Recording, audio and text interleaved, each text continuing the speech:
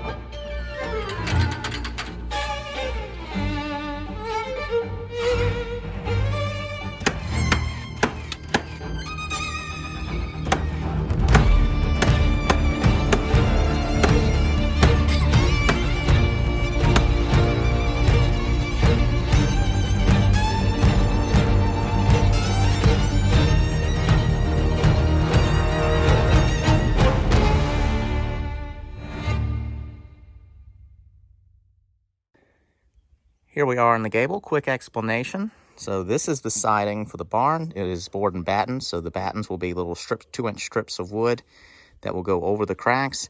There'll be a trim piece here. The battens will come up to that trim piece, and then all this is just sheathing. So this will get covered up by the poplar bark siding. Let's see if I can reach.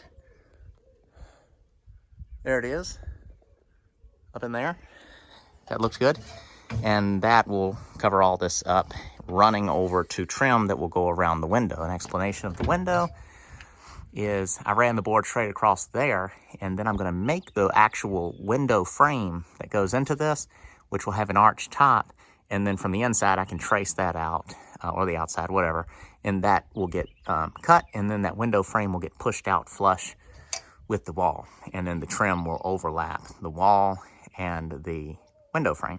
So I'll probably have the top arch will be stationary, and then the lower part of the window will hinge out. And I think I already said it, but stained glass. So I'll probably make the frame first and then do the stained glass portion of it when I can get to it. So in the meantime, I'll just fill it in with something, which may be house wrap or just some regular glass.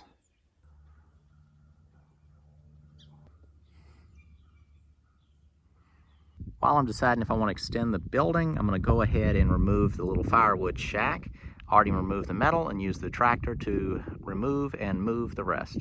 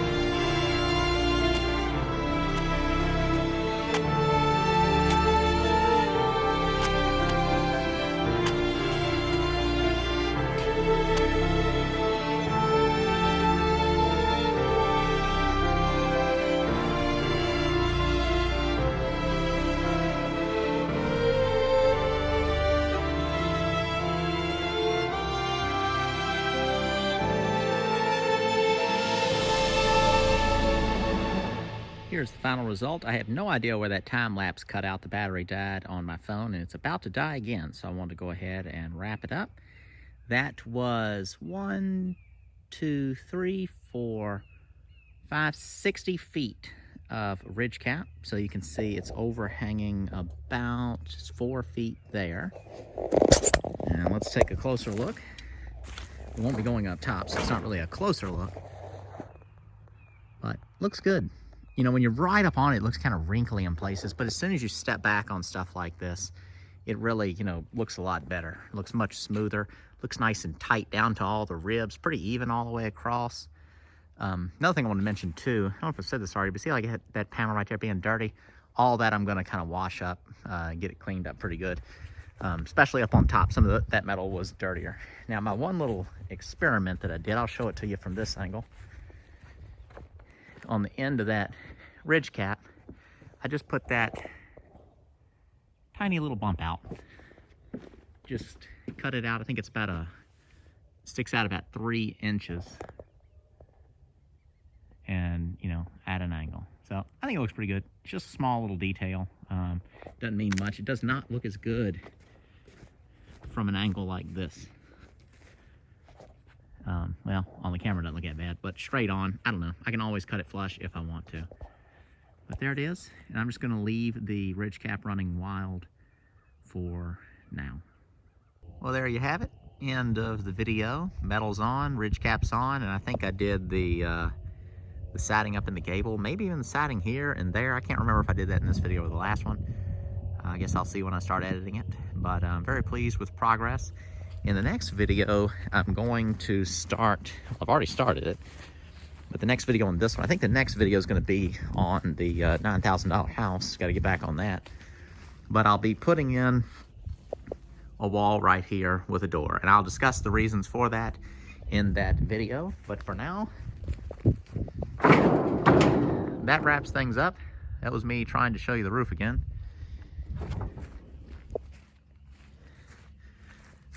You know what it looks like. But very pleased with it. I think that the ridge cap really finishes it off, and I'm not getting that water coming through that little gap that was up there down into the sawmill. That dries in the upstairs pretty good.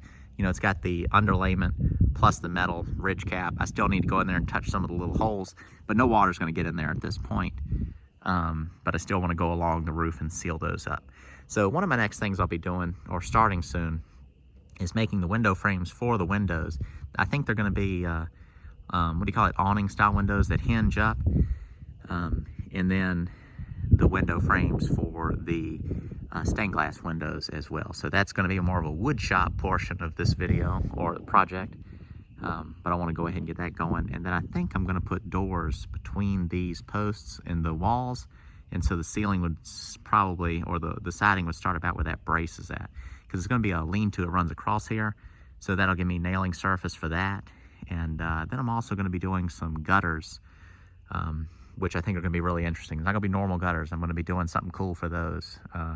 So we'll be starting all that soon. And again, I'll be getting back on the $9,000 house very soon, the next week or so. So I'm hoping my goal is to start posting minimum 2 videos per month, aiming for more. That will keep me on my projects is what I really want to do it for. It's not just simply to be entertaining you constantly, but it's for me to stay on the projects. And if I kind of set a goal to push those videos out, that'll just mean I'm working on the projects. Really need to wrap some stuff up, because not only is it this project, not only is it the $9,000 house, you know, I've got this over here that I want to finish, my tiny house, which is well underway. You know, basically this, I've got one detail on the outside, which is the siding below a trim strip underneath the cedar shakes. Zoom in on it. Of course, it loses resolution, but just where you see that wrap here, starting down, want to get that done. The plastic over the door is just to where when the rain's like flying towards the house, that it doesn't go inside, because the door is opened up all the way on the inside because I didn't want the door to get wet. There's going to be some sort of a screen or storm type door set up eventually, but that's just to protect the nice door that's behind it that I made. And then you can see the rocks piled up at the bottom. Been collecting all these rocks up, and I'm going to end up doing stone rock piers that the house sits on, and then I'll remove the wheels once it's in place. So it'll just look like a little cabin, but it'll be something you could pop the wheels on and move it if needed. So that's it. Thank you all for watching, and I will see you in whatever the next video is that I post.